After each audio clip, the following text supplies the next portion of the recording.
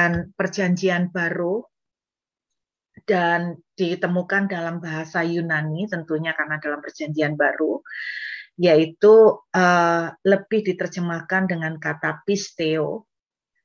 Kata pisteo, saudara ya, kata pisteo itu kalau di dalam Alkitab itu punya pengertian sederhana begini. Mempercayai itu benar. Kira-kira seperti itu. Mempercayai sebuah ide itu benar. Mempercayai sebuah prinsip itu benar. Mempercayai sebuah paradigma itu benar.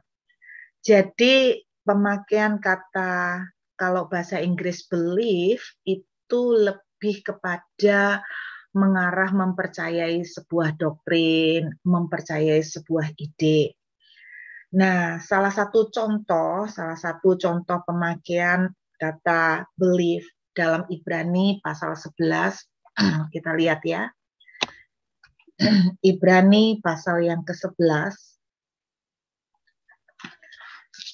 Ibrani pasal yang ke-11 ayat yang ke-6. Tetapi tanpa iman tidak mungkin orang berkenan kepada Allah. Sebab barang siapa berpaling kepada Allah, ia harus percaya bahwa Allah ada dan bahwa Allah memberi upah kepada orang yang bersungguh-sungguh mencari Dia. Jadi kata belief di sini Anda bisa lihat percaya bahwa Allah itu ada. Jadi ini sebuah tingkat kepercayaan yang boleh saya bilang lebih ke umum ya, atau general, di mana kita tuh percaya bahwa Tuhan itu ada. Kita percaya bahwa setan itu ada. Jadi kita percaya bahwa Tuhan itu nyata, misalnya seperti itu. Jadi itulah yang dinamakan dengan kata belief. Kemudian dari banyak info atau referensi, banyak khotbah-khotbah, kita percaya bahwa Tuhan itu di dalam kekristenan adalah Bapa. Karena kita mendengar banyak info, banyak input, banyak referensi dari luar. Itu yang kita maksud dengan belief. Jadi sebuah tingkat kepercayaan kepada sesuatu karena kita mendapatkan referensi, kita mendapatkan info atau input dari luar. Itu lebih ke arah belief. Nah, saudara, yang mengesankan itu begini. Coba kita lihat Yakobus 2 ayat 19. Yakobus pasal 2 ayat yang ke-19. Yakobus pasal 2 ayat 19. Engkau percaya bahwa hanya ada satu Allah saja. Itu baik. Jadi ternyata kita percaya bahwa Tuhan itu cuma satu. Itu baik. Kita percaya bahwa Yesus satu-satunya jalan, kebenaran, dan hidup, keselamatan, semuanya itu baik.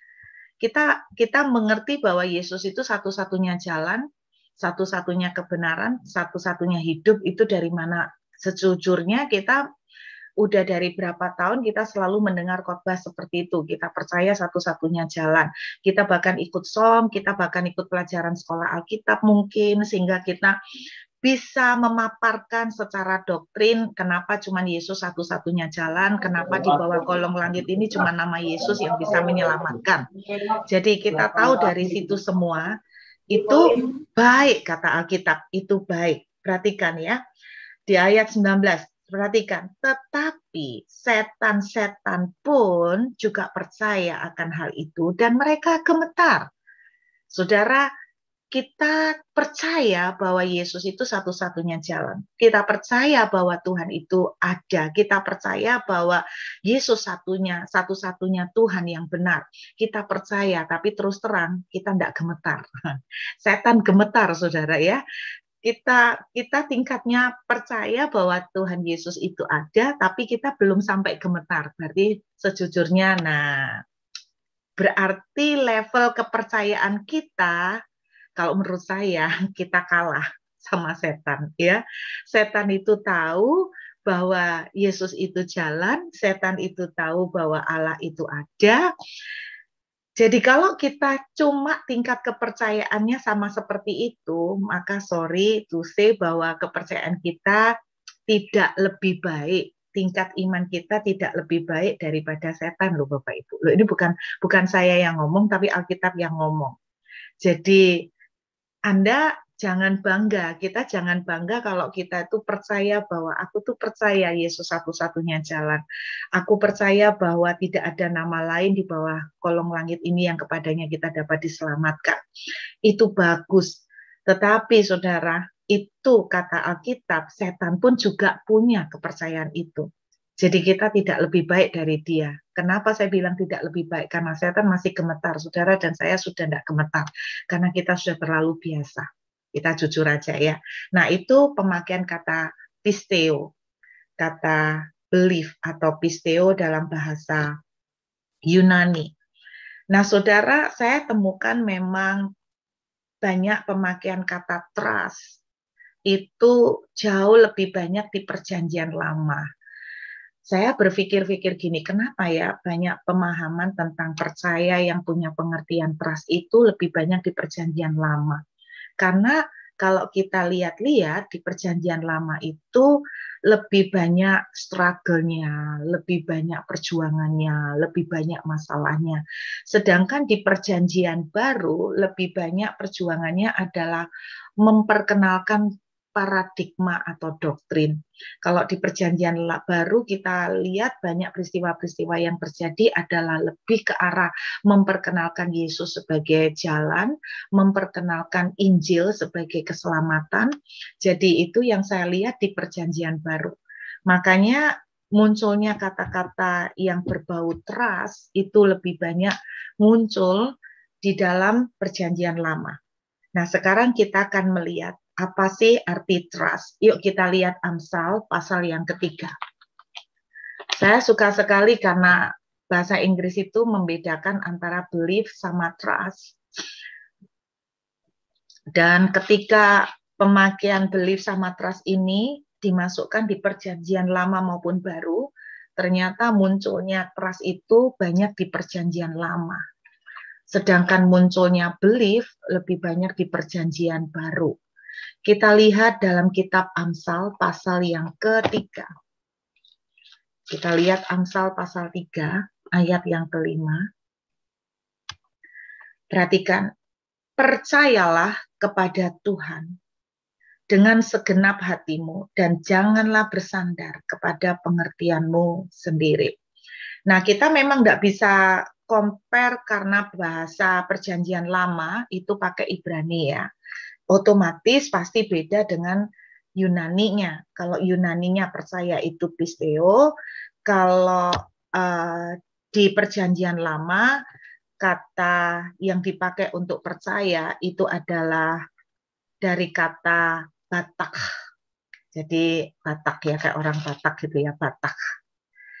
Nah, saudara, tapi yang mengesankan ternyata pengertian Batak ini kenapa di dalam terjemahan bahasa Inggris mereka sering mengartikan Batak dengan kata trust daripada kata belief karena pengertian kata Batak itu jauh lebih dalam. Nah, Batak itu pengertian sederhananya itu seperti ini. Jadi Batak itu pengertiannya adalah begini ya. Merasa aman dalam perlindungan. Oke ya. Jadi kata percaya di sini artinya selalu konotasinya atau konteksnya adalah bersembunyi di tempat perlindungan. Jadi ada rasa secure di dalamnya, ada rasa aman di dalamnya, ada tempat persembunyian, tempat perlindungan di dalamnya. Seringkali saya temukan bahwa kata Batak ini muncul dari peristiwa-peristiwa yang memang mereka itu dalam tekanan dan mereka itu berlindung, trust, berlindung seperti punya pengertian bersembunyi, mencari perlindungan, mencari rasa secure, ada rasa aman terjadi di dalam kata Batak ini. Kalau belief itu sense of security-nya enggak ya, enggak ada. Jadi kalau belief itu mempercayai an idea, mempercayai sebuah ide itu benar, tetapi lebih banyak dari info atau input atau masukan dari luar. Sedangkan kata trust atau Batak yang dipakai di Ibrani itu mempunyai pengertian adalah mendapatkan rasa aman karena ada perlindungan di dalamnya, mendapatkan rasa security atau rasa secure ya, karena ada sebuah perlindungan terjadi. Nah, ini satu sense yang membedakan banget. Makanya di dalam terjemahan bahasa Inggris, di mana muncul kata Batak ini, beberapa kali bahasa Inggris selalu memakai kata trust daripada kata belief. Itu yang saya temukan. Jadi trust ini menurut saya jauh lebih dalam banget. Sebagai contohnya itu begini. Jadi supaya gampang banget contoh sederhananya begini. Saudara mendengar masukan dari teman-teman. Anda sedang mencari seorang tenaga, katakan accountant lah, audit atau accountant yang di mana Anda ini punya harta yang cukup banyak, Anda mau percayakan kepada accountant. Kira-kira seperti itu. Anda akan mencari informasi dari banyak referensi mengenai accountant, lalu muncullah sebuah nama, misalnya accountant A. Accountant A ini adalah accountant yang kata teman-teman, kata banyak referensi, accountant A ini adalah accountant yang pinter sekali, accountant yang jenius, yang cara ngaturnya itu luar biasa.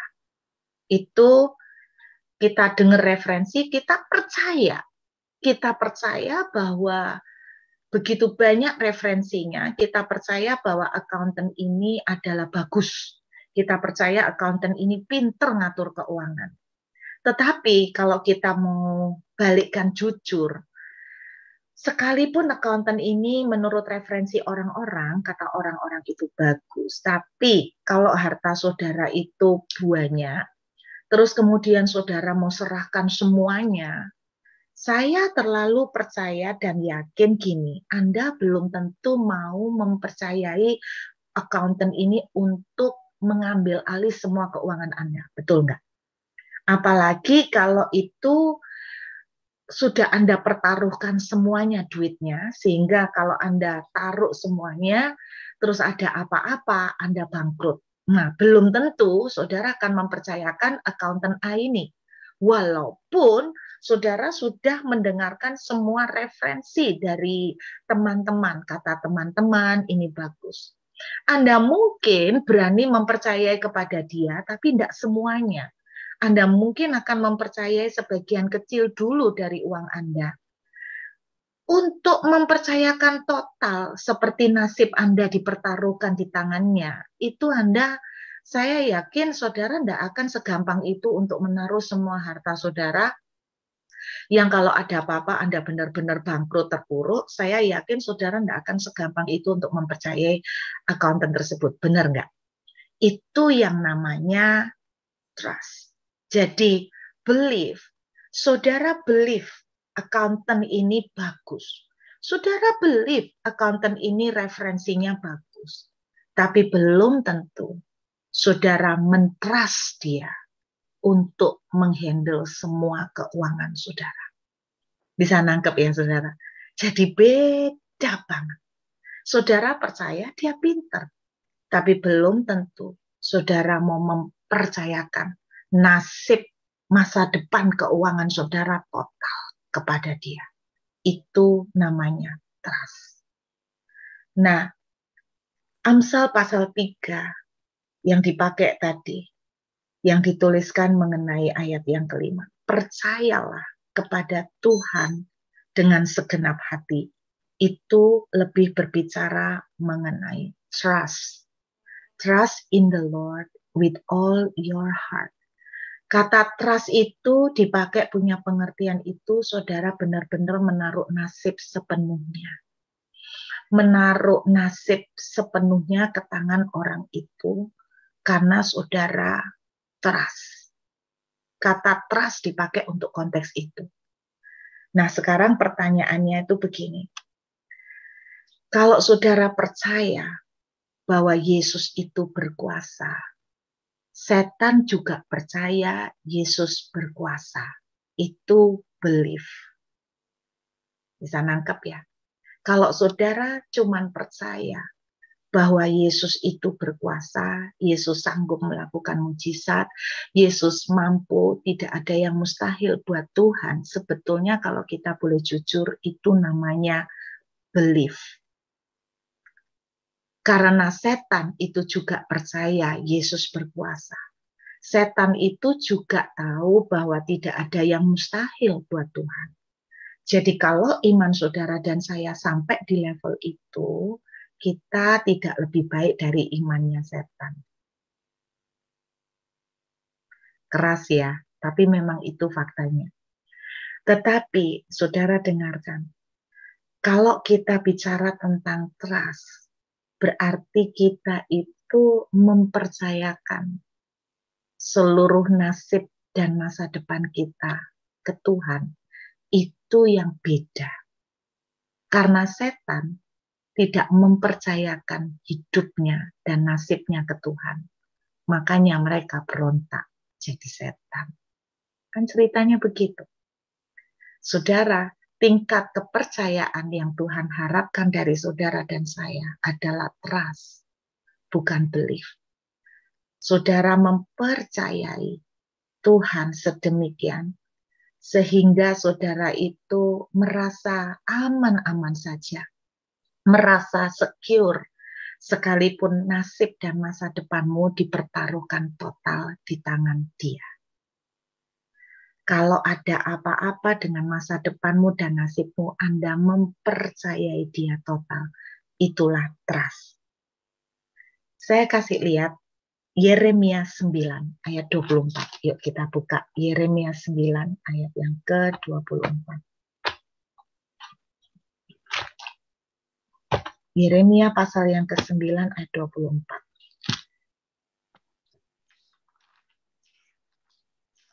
Ya, pelan-pelan ya saudara, Yeremia pasal 9 ayat yang ke-24 kita akan baca.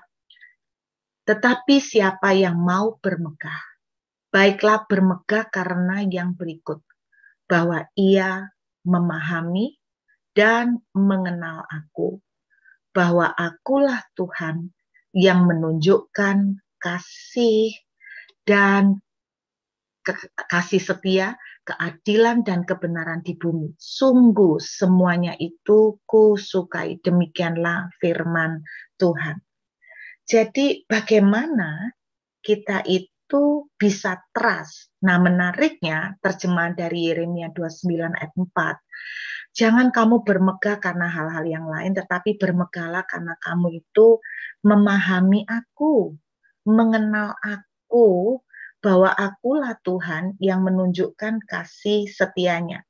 Saya menemukan bahwa memahami dan mengenal aku itu ada sebuah terjemahan yang menuliskan juga mengenal hatiku. Oke, mengenal hatiku. Kenapa saya memungut ayat ini, mengambil ayat ini? Di Yeremia 9 ayat 24 dituliskan mengenal hatiku. Berbanggalah karena kamu itu ngerti hatiku, ngerti bongkotanku, ngerti dalam-dalamku.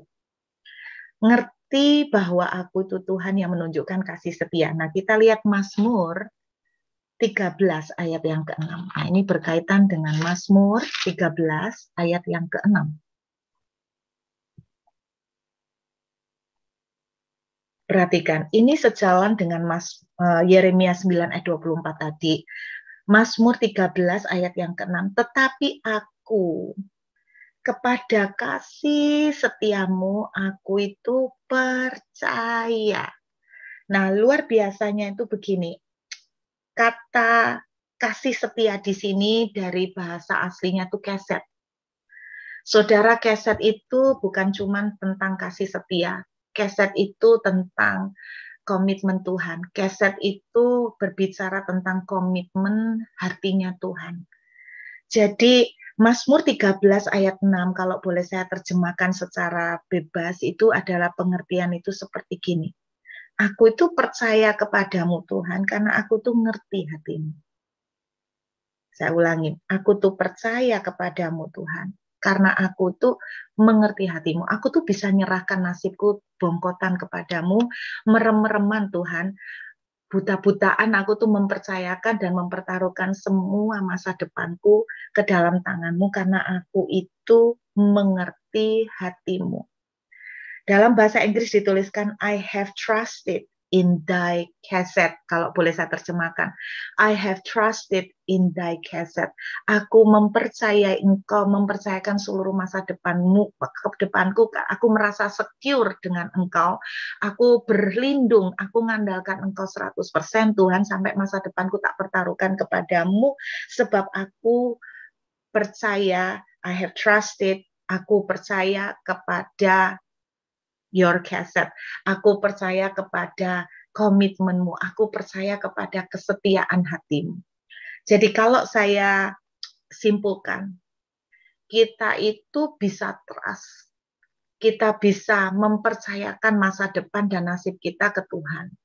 Itu kalau kita itu ngerti hatinya Tuhan. Kalau saudara itu percaya bahwa saudara itu bagi Tuhan tidak ada yang mustahil, saudara belum trust. Karena terus terang ketika kita tuh percaya bagi Tuhan tuh tidak ada yang mustahil, terus terang di dalam pelaksanaannya kita sering kali masih meragukan, kok belum dijawab ya? Kenapa kok Tuhan belum memberikan pertolongan ya? Kenapa ya kok Tuhan belum bergerak ya? Kita mulai takut gini, gimana kalau Tuhan tidak nolong? Kita mulai takut gimana ya kalau Tuhan tidak melakukan sesuatu. Kita mulai takut gimana nanti kalau keadaan tambah buruk. Berarti kita itu nggak menyerahkan total masa depan dan nasib kita ke Tuhan. Kenapa kita tidak menyerahkan total nasib dan masa depan kita ke Tuhan? Kita masih takut, kita masih nggak trust sama Dia. Sederhana. Alasan utamanya karena berarti saudara nggak ngerti hatinya Tuhan. Nggak ngerti hatinya Tuhan. Saudara, ketika saudara mempercayai seseorang untuk mengelola seluruh keuangan saudara sampai nasib saudara itu bergantung pada orang itu. Artinya kalau orang itu minggat, saudara habis semuanya. Kalau orang itu main nakal, saudara habis semuanya. Saudara tidak akan gampang menyerahkan itu kepada seseorang kalau saudara tidak benar-benar ngerti hati orang itu. Saudara tidak benar-benar ngerti orang itu seperti apa, kejujurannya, komitmennya, integritasnya, tanggung jawabnya.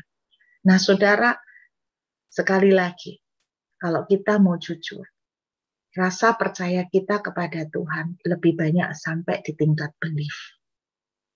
Belum trust. Betul, Bapak Ibu? Dan saya berdoa, saudara, tema besar kita mengenai trust. Pertanyaannya, apakah saudara mau belajar untuk menyerahkan total, istilahnya nasib, sama masa depan saudara? Sampai saudara itu berkata gini, kalau Tuhan tidak ngapa-ngapain ya habis, ya udah habis. Tapi aku percaya kepadamu. Kenapa? Karena aku percaya hatimu. Karena aku tuh anakmu. Tidak mungkin kau tuh nyakiti anakku. Wow, itu trust. Tuhan, sampai hari ini kau belum menolong. Tapi aku tuh percaya kok. Kau tuh tidak pernah akan biarkan anakmu ini satu helai rambut anakmu ini jatuh tanpa engkau izinkan. Aku tuh tidak percaya Tuhan akan biarkan anakmu ini dibantai. Aku tidak percaya Tuhan akan membiarkan anakmu ini sampai menderita. Aku tuh yakin Tuhan, kamu tuh loh, darah dan nyawamu aja mbok kasih, apalagi yang lain. Wow, itu trust. Amin. Saya karena kirim, kita buka 1 Samuel pasal yang ke-30. Kitab 1 Samuel pasal yang ke-30.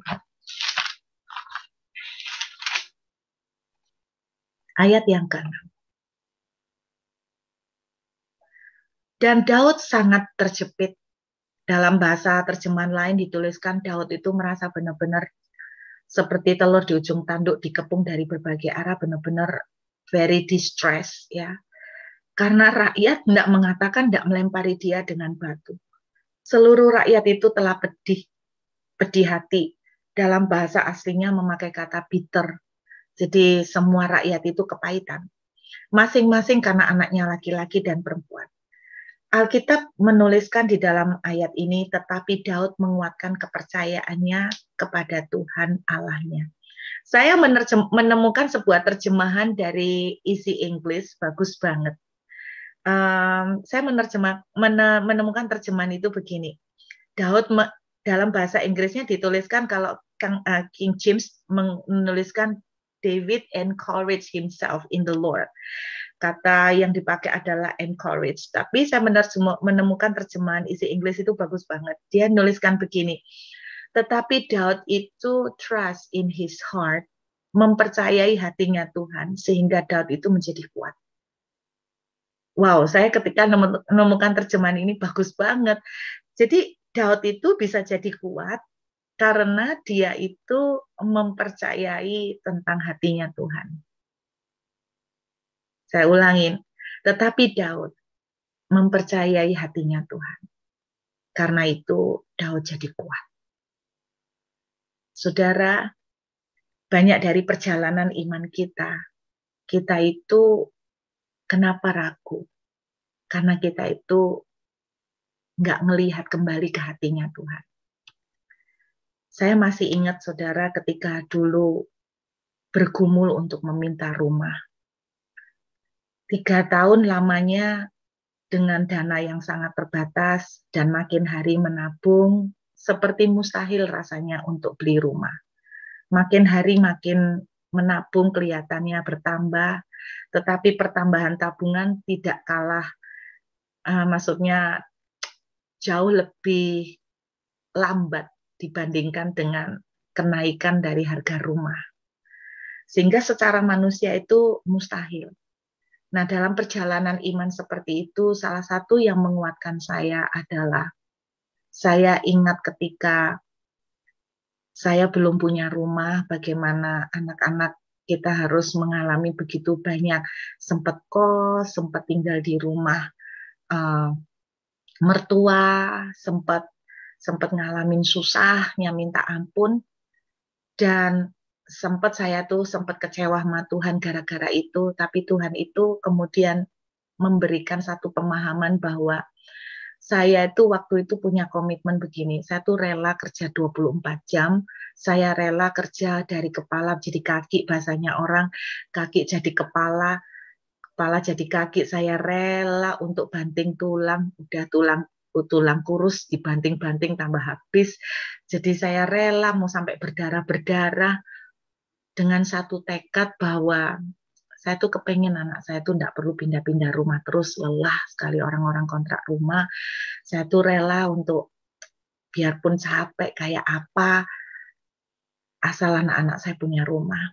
Satu kali Tuhan berkata begini, kalau kamu mama yang tidak sempurna aja punya hati seperti itu sama anakmu, kamu tidak tega lo lihat anakmu itu tidur di ranjang yang sangat nggak bagus, kamu nggak rela lihat anakmu tuh sampai susah ikutan pindahan, kamu tuh lo nggak tega. Kalau kamu aja yang nggak sempurna itu nggak tega, nah kamu pikir aku apa? Aku ini lo papamu. Firmanku tuh lo bilang begini, kalau kamu tuh minta roti, masa aku tuh mau kasih batu? Waktu kamu nggak bisa kasih susu buat anakmu, saya pernah beberapa bulan saya sampai meminumkan tajin ke anak saya. Waktu kamu nggak bisa beli susu untuk anakmu, sampai satu titik saya benar-benar terpojok dan saya bilang, ini habis ini kalau tajin pun saya nggak bisa usahakan. Saya sudah sempat berpikir di dalam otak saya yang judek waktu itu, saya berpikir kalau perlu darah saya tak kasih untuk sementara survival, karena saya pernah lihat, mungkin terinspirasi film survival ya, darahnya diteteskan ke mulut anaknya untuk kasih makan. Saya waktu itu sempat mikir itu, Bapak Ibu, Anda nggak tahu pada waktu tahun itu benar-benar kami sangat terpuruk di kondisi yang minus banget. Sampai pemikiran untuk ngambil darah saya untuk tak teteskan ke anak saya itu muncul dalam benak saya. Dan saya berkata begini, kalau memang itu kepepet, aku tidak bisa menyediakan rajin sekalipun untuk anak saya makan, maka jalan terakhir saya akan neteskan darah ke mulut anak saya. Itu yang sempat terpikir di otak saya. Sungguhan, saya enggak bluffing Bapak Ibu. Tapi pada waktu itu kemudian Tuhan memberikan saya pengertian begini, kalau kamu aja rela untuk neteskan darah untuk kasih anakmu makan. Dan Tuhan ngomong begini, bukankah itu yang telah kulakukan? Aku loh tidak menahankan nyawaku, aku tidak menahan tubuhku untuk aku berikan kepadamu. Masakan aku tidak akan memberikan roti. Kalau anakku menangis memerlukan roti, aku tidak akan kasih roti. Kalau anakku nangis untuk membutuhkan ikan, masa aku tidak akan kasih. Sejak itulah terus terang Bapak Ibu, pengenalan saya akan Tuhan itu berubah. Pengenalan saya akan hati Bapak itu berubah sama sekali. Itu sebabnya, saudara, saya mau katakan ketika beberapa hari yang lalu, saudara, ini anak saya itu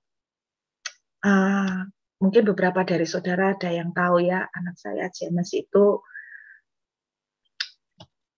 sempat membuat Instagram account, dan bulan Juni waktu dia membuat Instagram account, Janice Charlene ini, dia mengisi banyak account Instagramnya itu, kontennya itu lagu-lagu rohani. Lagu-lagu rohani. Terus kemudian berjalan dengan waktu, tidak menyangka dalam 3 bulan tiba-tiba dari follower yang cuman sekian ribu itu tiba-tiba dalam 3 bulan itu naik menjadi 100.000 follower. Sangat mengagetkan, pertumbuhannya cepat banget. Tetapi namanya seorang penyanyi ya, seorang yang suka menyanyi, kadang-kadang namanya orang pengen nyanyi, apalagi dia masih remaja ya saudara, dia itu kepengen menyoba challenge lagu-lagu yang lain yang bukan rohani.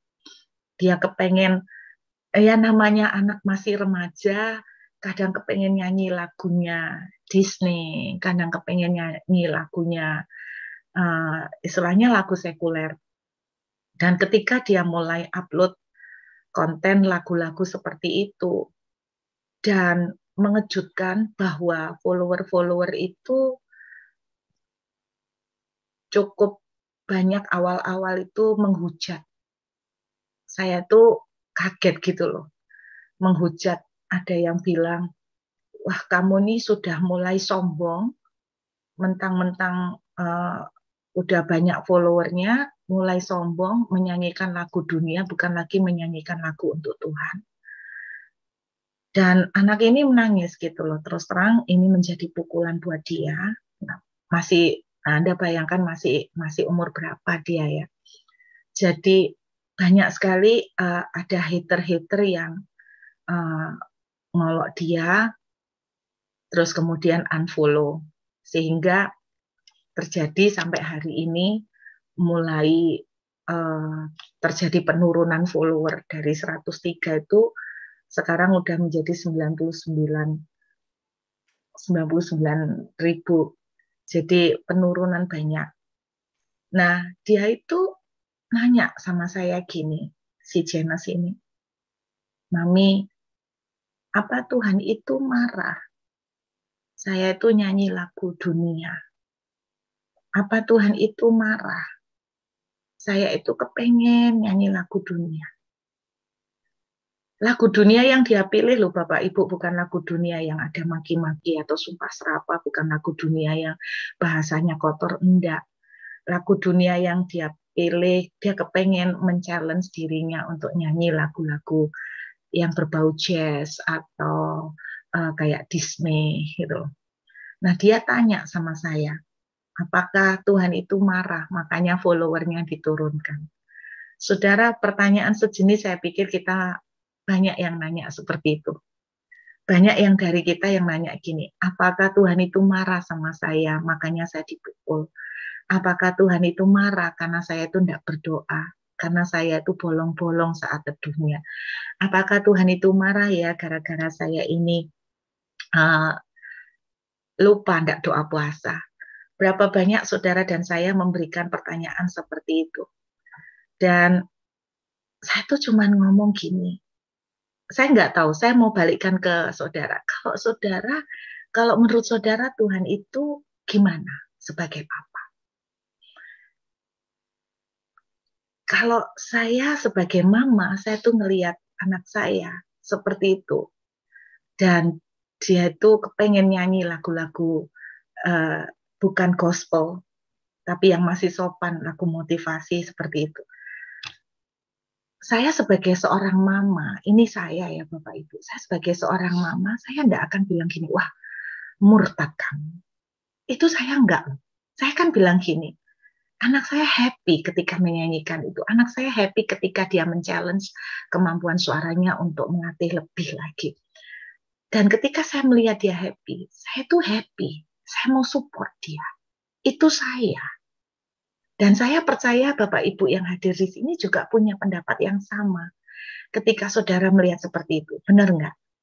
Dan saya tuh cuma bilang begini sama dia. Saya bilang, Janice, Tuhan itu nggak mungkin kayak gitu. Nggak mungkin, nak. Apa Tuhan itu mukul saya gara-gara saya menyanyi lagu Disney? Nggak mungkin. Hati Papa itu selalu ingin melihat anaknya itu smile. Anaknya bukan murtad, anaknya bukan menyanyikan lagu yang sumpah serapah atau menghujat dia, bukan menyanyikan lagu-lagu yang berbau kotor. No, hati Papa itu tersenyum melihat gitu. Hati Papa itu saya yakin kalau lihat anaknya happy, Papanya juga akan happy. Itu yang selalu saya bilang sama anak saya. Karena saya tahu betul hati Tuhan itu jauh lebih bagus daripada hati seorang mama dan hati seorang papa yang normal di dunia ini. Amin, saudara. Karena itu, saya mau ingatkan buat kita semua. Biar siang hari ini kita diingatkan kembali. Satu kalimat yang sering saya ucapkan. If you cannot see his hand, kalau saudara belum bisa melihat tangan Tuhan bekerja, trust his heart. Percayai hatinya. Amin. Saudara yang sedang berdoa, karena saudara diperlakukan tidak adil. Gini loh, masa sih Tuhan itu papamu seneng lihat kamu tuh disakiti, nangis? Gak mungkin. Dia akan ikut nangis. Dia akan jauh lebih bingung daripada kita. Kalau kita bingung nyarikan jodoh buat anak, kita aja bingung nyarikan jodoh buat anak. Masa sih Tuhan itu loh, itu anak, Tuhan itu enggak care untuk anak kita. Makanya apapun yang Bapak Ibu sedang pergumulkan siang hari ini, if you cannot see his hand, trust his heart. Kalau engkau belum bisa melihat tangannya bekerja, percayai hatinya. Daud mempercayai hatinya Tuhan. Sekalipun semua orang tidak percaya kepada dia, dia percaya kepada hatinya Tuhan. Amin. Sehingga dia kuat. Dan ketika dia kuat, tidak lama kemudian Tuhan memberikan kemenangan yang dahsyat di tangan Daud. Siang hari ini, mungkin doamu selama ini belum dijawab. Mungkin kau berkata, kenapa Tuhan belum turun tangan? Kau mulai meragukan. Saya ingin mengajak, mari kita menaikkan iman kita. Ingatlah hatinya.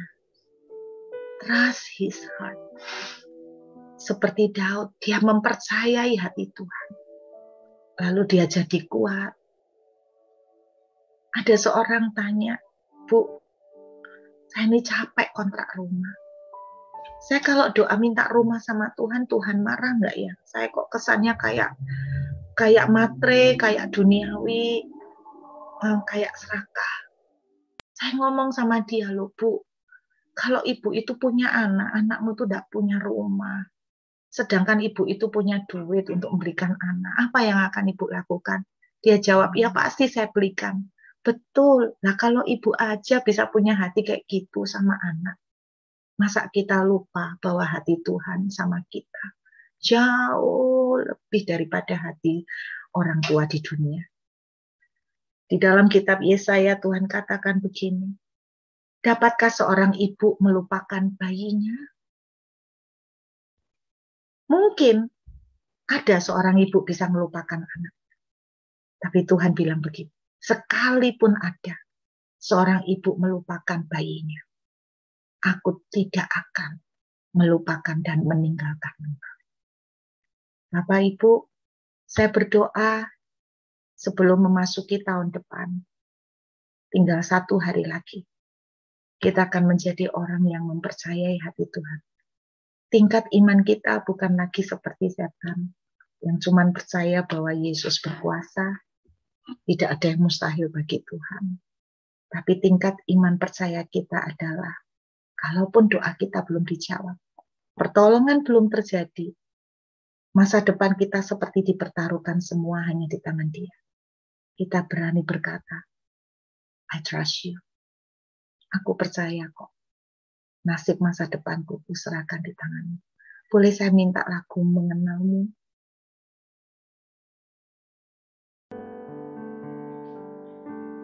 Biar siang hari ini,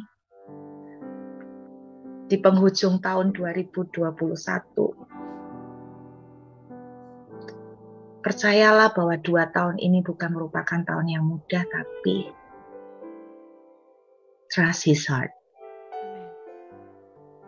Amin, saudara. Trust His heart. Setiap kali saya terpojok, saya selalu berkata, aku percaya kok, kamu engkau tidak akan biarkan aku meminta-minta. Aku percaya engkau tidak akan membiarkan aku kelaparan. Aku percaya engkau tidak akan membiarkan aku sampai menangis. Karena apa? Aku anakmu. Kalau nyawamu aja tidak engkau tahan, apalagi yang lain. Biar pujian ini jadi doa kita siang hari ini. Sebelum kita mengambil tubuh dan darah. Mengenalmu, hal terindah bagi. Biar ini menjadi doa kita siang hari ini. Kau yang beri arti dalam hidupku. Do you trust me? Semakin mengenalmu, semakin rindu Kau bukan cuma believe Him. Kau yang sangat Engkau percaya Dia mampu. mengasihiku. Tapi ketika engkau trust, engkau percaya, Dia mau. Hal terindah Bukan cuma mampu, tapi Dia mau Engkau yang beri menolongmu yang terbaik. Dan kau mempercayai pengaturannya sempurna. Semakin rindu Biar lagu ini menjadi renungan kita siang ini. Engkau yang sangat mengasihi. Do you trust me? Do you trust me? Aku yang Apakah saudara merasa aman? akan kulupakan Mempercayai semua masa depan nasibmu ke tangan. dalam hidupku. Mungkin pagi ini, siang ini engkau nangis ketakutan, tapi engkau berkata, I trust you. I trust your heart. Jauh darimu, selamanya kau ku cinta. Bapakku yang Percayakah Dia Bapa yang baik? akan ku lupakan Percaya enggak Dia Bapa yang baik? segala kebaikanmu dalam Percaya enggak hidupku. kalau hari ini kau menangis? Bapakku Kita yang pikir Dia tertawa lihat saudara nangis. oh ingin ku jauh darimu. Percaya enggak Dia ikut nangis?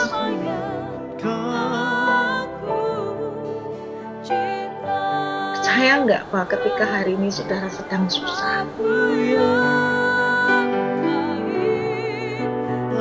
bilang begini, trust in me, trust my heart. Kamu tidak ngerti. Aku ngatur bagus untukmu, nak. Aku ngatur bagus untukmu. Tak ingin ku jauh darimu selamanya. Sekali lagi yuk katakan pujian ini sebagai doa. Bapakku yang baik.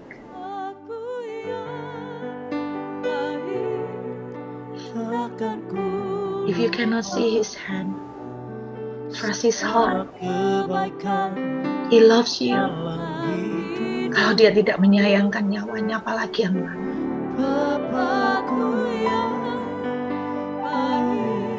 If you cannot see his hand, trust his heart.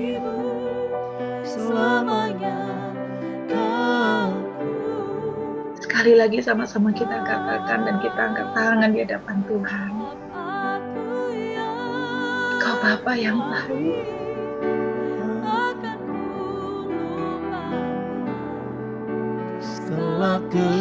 Kau percaya dia baik. Kau percaya hatinya. Kau percaya selama ini dia tolong. Masa kali ini tidak.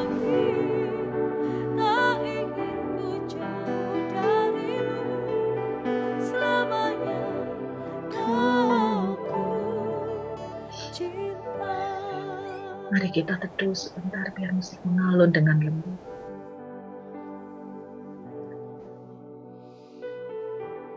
Ingat kembali hatinya.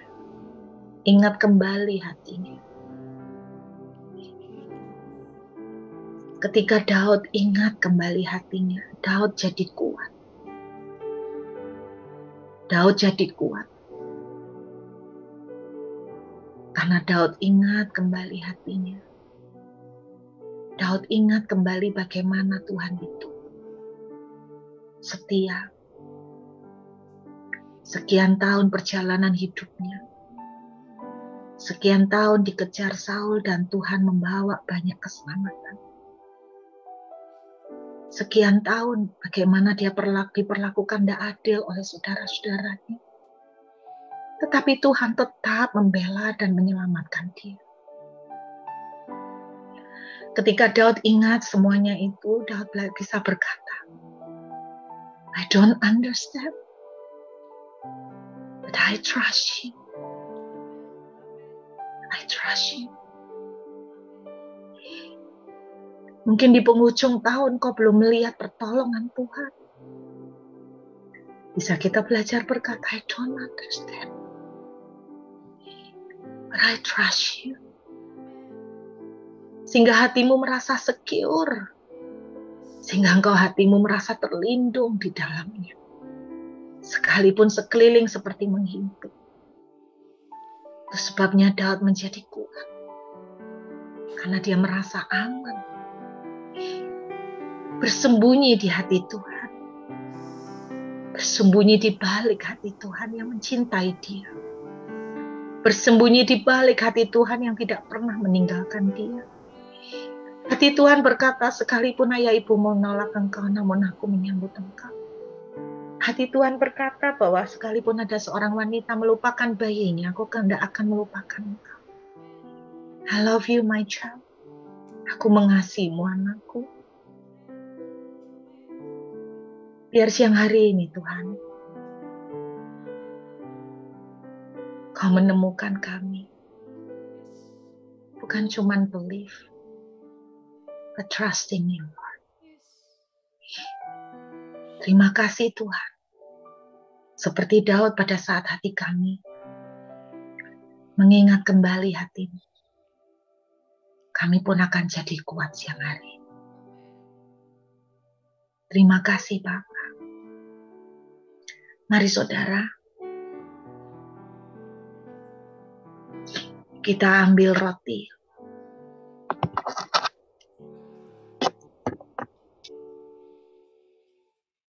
Firman Tuhan berkata, ketika kita melakukan ini, kita mengingat. Kita mengingat. Mengingat apa? Mengingat kasih-Nya. Mengingat hatinya ke kita. Lihat roti ini.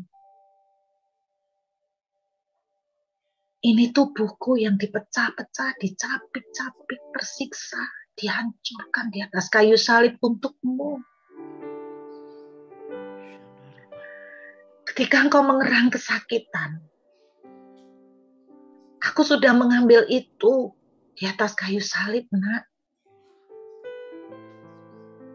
Ingat kembali, nak. Aku telah melakukan ini terlebih dahulu untukmu. Aku telah mengambil alih semua sakit dan kelemahanmu. Dan ketika aku bangkit, aku memberikan kepadamu kemenangan. Aku memberikan kepadamu tubuh baru yang sehat. Tubuh baru yang bebas dari kutuk. Tubuh yang diberkati. Ambillah ini, nak. Koinonia dengan aku. Inilah persekutuan dengan tubuhku, koinonia dengan tubuhku. Yang berarti apa yang telah dihasilkan oleh tubuh Yesus di atas kayu salib itu sekarang jadi milik kita. Mari kita makan dan kita percaya saat kita makan roti ini, tubuh kita sehat, tubuh kita perfect, fit, hidup kita diberkati, bebas dari kutuk dan penyakit. Kami terima dengan percaya dalam nama Yesus. Mari kita makan dengan iman.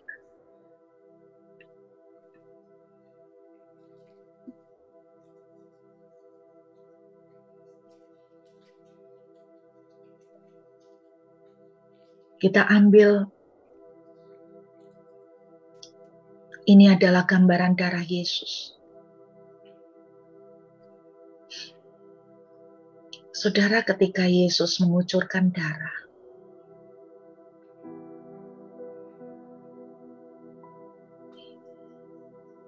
mungkin saudara berkata, aku hari ini hancur-hancuran sampai berdarah-berdarah. Yesus sudah mengucurkan darah lebih dahulu. Dan siang ini dia berkata, sudah selesai, nak. Semua baik-baik saja. Semua akan baik-baik saja.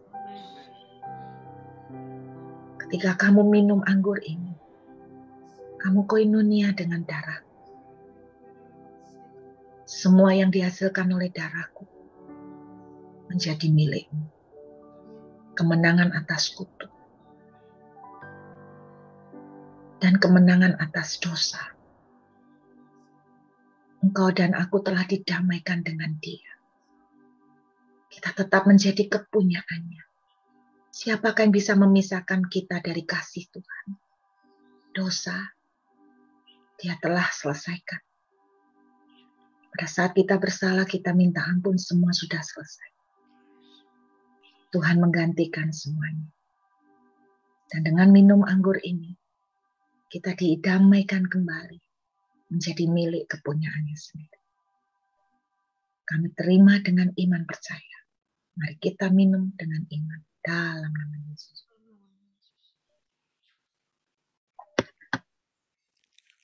Terima kasih Tuhan, terima kasih. Thank you Jesus.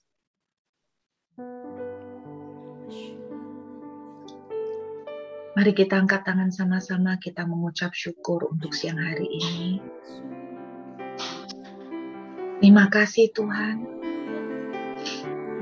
Seringkali kami salah, tapi Tuhan tetap tidak pernah berhenti mencintai kami.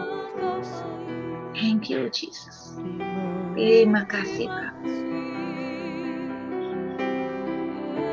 Mari katakan sekali lagi, Bapakku yang baik.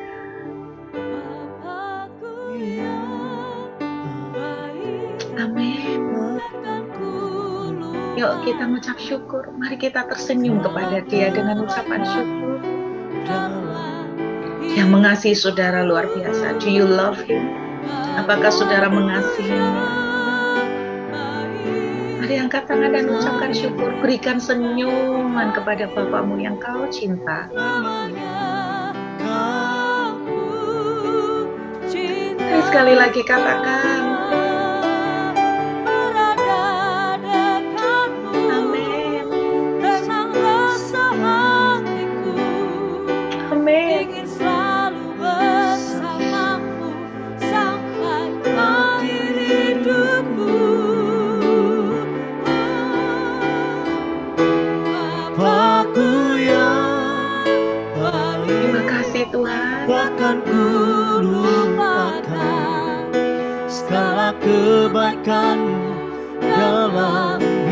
hidupku.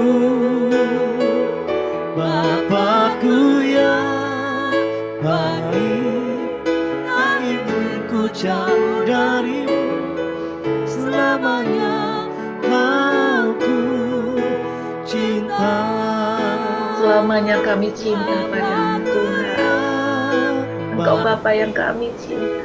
Takkan ku lupakan Amin. segala kebaikanmu dalam hidupku. Bapakku yang baik, tak ingin ku jauh darimu. Selamanya kau ku cinta. Selamanya kau ku cinta Tuhan.